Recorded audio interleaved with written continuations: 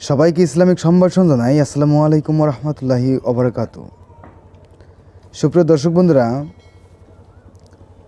আসলেই স্ক্রিনে একটি বস্তু আপনাদের সাথে আমি শেয়ার করতে চাই। দেখেন, স্ক্রিনে অবশ্যই বাবুই পাখির বাসা দেখতে পাচ্ছেন। তো আসল কথা হলো যে তান্ত্রিক উপায়ে এই বাবুই পাখির বাসা দিয়ে অনেক অনেক কাজ করা যায়। যেহেতু কি এখানে আমি বাধ্যকরণ সম্পর্কে আলোচনা করব, সেহেতু কি অবশ্যই এ বিষয়ে এখানে অভিজ্ঞ হবেন।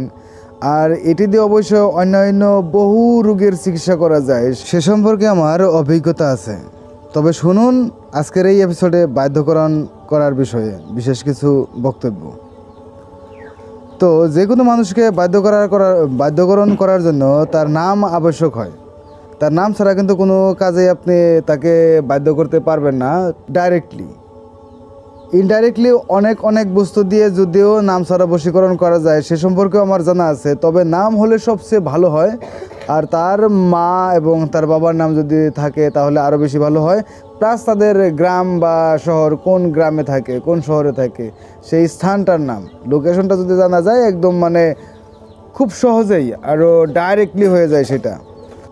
তো প্রিয় ভাই বোনেরা, আমাদের সাথে যোগাযোগ করুন 9365938282 নাম্বারে। তাহলে অনায়াসে আমরা আপনাদের কাজগুলো করে দিতে সক্ষম হব। সর্বশেষে সবার জন্য শান্তি ও রহমত কামনা করি। আর বিশেষ কথা যে কাজের পরেই আমরা পয়সা নেব।